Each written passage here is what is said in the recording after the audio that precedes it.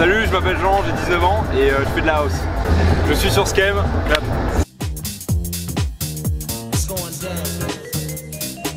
Alors en fait on était en soirée entre potes avec mon label et comme on n'avait pas d'idée, on a tapé nom de rue de Paris et on a trouvé Bel Air. Voilà.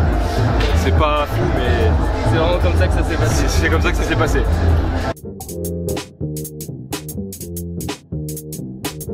Alors j'ai commencé, j'ai fait de la clarinette, j'ai fait un truc super classique et du coup ouais, j'ai fait du solfège pendant pas mal de temps, j'ai fait de l'orchestre et après j'ai fait du jazz et en fait à partir de là j'avais envie d'improviser un peu et faire mes propres trucs et du coup c'est là que c'est venu de produire des tracks.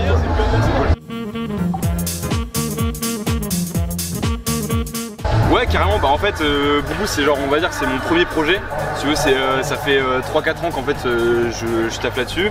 Et à un moment en fait j'en avais marre de faire du hip-hop et j'ai juste décidé de faire de la house à côté, mais toujours un peu avec les mêmes influences, les mêmes sonorités. Et du coup en fait de base le grand label s'appelle Le Comptoir Auditif.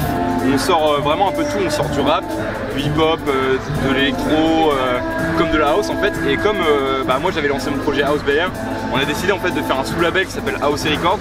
Et dans ce label là en fait on va vraiment essayer en famille en fait entre potes, de toujours continuer à sortir des trucs mais vraiment spécialisé house cette fois.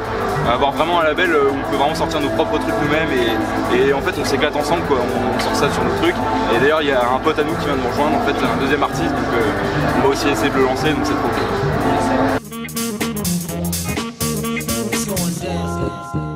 En vrai il n'y a pas d'artiste en particulier, c'est vraiment en fait j'écoute vraiment de tout, ça va de jazz à électro à rap, à un peu tout, et en fait du coup tout ce que j'aime dans chaque genre un peu, j'essaie de le prendre un peu et à ma manière et en fait de garder quand même cette base un peu house en fait, mais d'utiliser tout ce que j'écoute et d'en prendre vraiment ce que je kiffe et du coup derrière ça fait, c'est ce que je fais quoi. C'est grâce à tout ça que...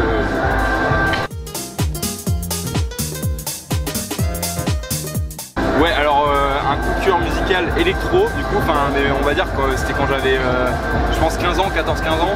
Vraiment mon premier coup de cœur ça s'appelait Sébastien, c'est Motor.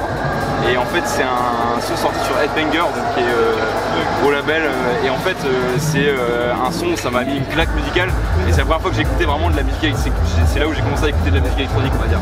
Genre c'est un son qui m'a vraiment, il est incroyable.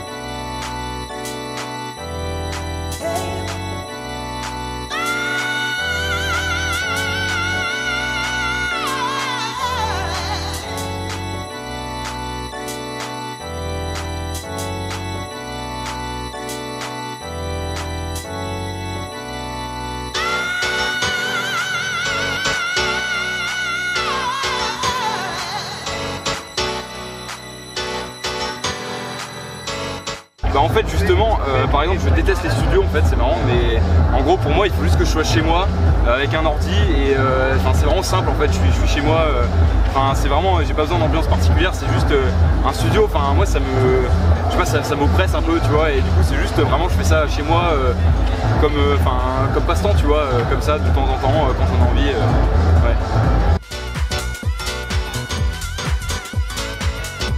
Ouais, carrément, bah j'utilise en fait essentiellement c'est des trucs de jazz en fait sur lesquels je me base parce que c'est ce que j'aime le plus en fait comme genre. Et du coup ouais j'adore les trucs d'impro de jazz, le saxo, tous ces trucs là. Enfin, c'est ce qui m'a toujours passionné, tu vois. Et il y a aussi, tu vois, il y a plein de mecs en house qui sont de la disco. Mais moi je trouve que c'est pas mon truc, tu vois, genre ça me. Enfin, je trouve qu'il y a des mecs qui sont 10 fois meilleurs que moi, enfin qui savent bien mieux s'y prendre. Et du coup je fais vraiment du jazz pour avoir un peu mon truc à moi, enfin c'est vraiment du jazz quoi, essentiellement.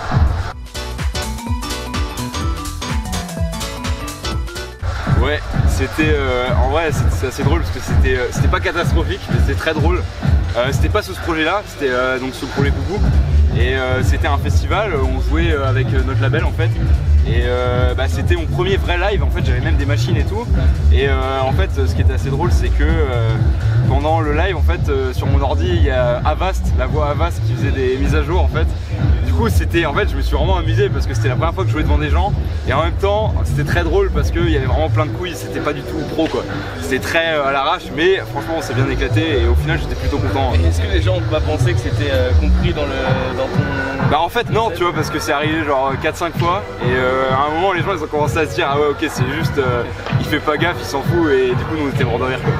Mon meilleur live, alors franchement je pense que récemment c'était à Lyon avec c'était une soirée d'un collectif qui s'appelle Happiness Therapy, c'était Le Petit Salon et c'était avec Paul Johnson et Adriano, donc deux mecs en fait qu'il y a un an j'écoutais et du coup c'était vraiment trop kiffant pour moi tu sais de vraiment jouer avec des mecs que j'admire vraiment tu vois, c'était trop fou et il y avait une super ambiance et du coup tu vois c'est vraiment, on va dire c'est ce qui m'a marqué le plus tu vois au niveau des dates et même les gens étaient trop, enfin ça parlait trop, c'était trop bien quoi.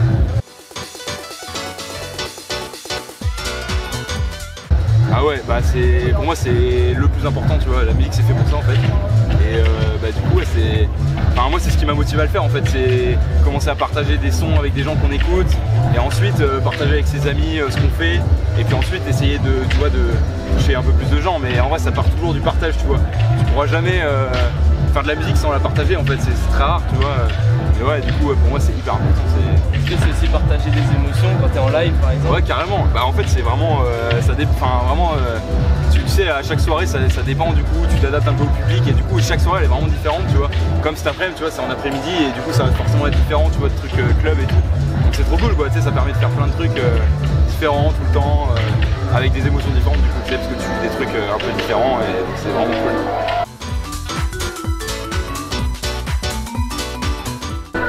Bah en vrai je pense que ça m'a pas vraiment apporté au niveau de la production réellement en fait, c'est surtout au niveau de l'oreille d'avoir pu écouter plein de trucs différents en fait, du classique, du jazz, tout ça et d'en avoir joué en fait.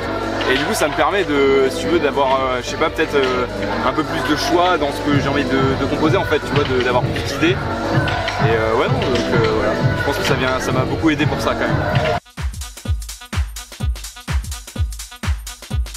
En fait mon instrument principal c'est quand même la clarinette de base et en fait du saxo je m'y suis mis où vraiment j'avais envie de le faire parce que pour moi c'est un instrument quand même qui est beaucoup plus scénique et d'improvisation donc ça m'a motivé à le faire et ça fait 2 ans que j'en fais donc c'est pas non plus énorme mais je commence vraiment à bien aimer et je vais l'utiliser bientôt encore plus, même sur scène je pense. Le seul instrument que j'enregistre vraiment c'est le saxo chez moi, mais sinon le reste c'est vraiment que sur le logiciel en fait. Tout est, enfin après j'ai plein de choses sur le logiciel qui me permet du coup de faire des instruments, mais je joue du coup que du saxo réellement en fait.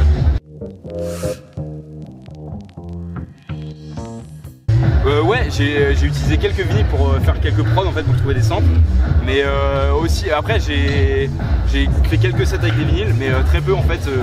C'est pas un truc qui, enfin je sais pas, en live c'est quelque chose qui m'attire pas vraiment en fait. Et du coup en fait la plupart du temps je m'achète des vinyles en fait chez des disquaires et je les rip en fait chez moi pour pouvoir jouer ça sur CDJ, comme ça il n'y a aucun problème et voilà.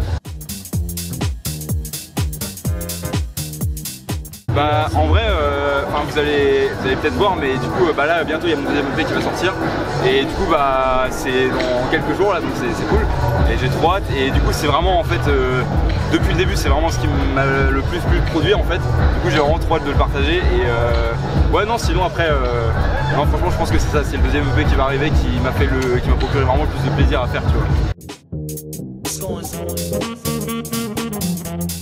Bah alors en fait j'ai essayé quand même de rester dans la même optique que le premier, un peu dans les mêmes sonorités, mais ça va vraiment changer au niveau, j'ai essayé de faire un truc un peu plus club en fait, parce que je remarquais que même moi par exemple mes propres sons du premier EP, j'aimais pas trop les jouer en club en fait, et j'avais envie de faire un EP que je pouvais jouer moi et que les DJ pouvaient plus jouer en fait, qui était plus adapté on va dire pour des DJ et pour les gens toujours en fait à l'écoute, et du coup bah c'est plus ça en fait, ce sera toujours un peu la même chose on va dire au niveau des sonorités, mais avec quand même un esprit un peu plus club en fait.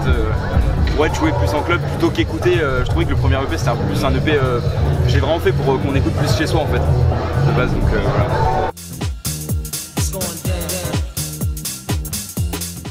Bah en vrai non, non mais vraiment, c'est à dire que j'ai pas vraiment de conseils en fait, c'est juste bah, tant que la personne elle kiffe vraiment ce qu'elle fait, genre tant que ça lui procure du plaisir même à elle seule, faut vraiment pas hésiter à partager en fait avec les gens. C'est-à-dire que faut vraiment pas avoir peur en fait. Je sais qu'il y a plein de gens qui ont vraiment un peu une peur du regard des autres, etc. Mais en fait c'est que du plus quoi. Enfin, quand on partage à des gens, même s'ils aiment pas, on n'a rien à perdre quoi.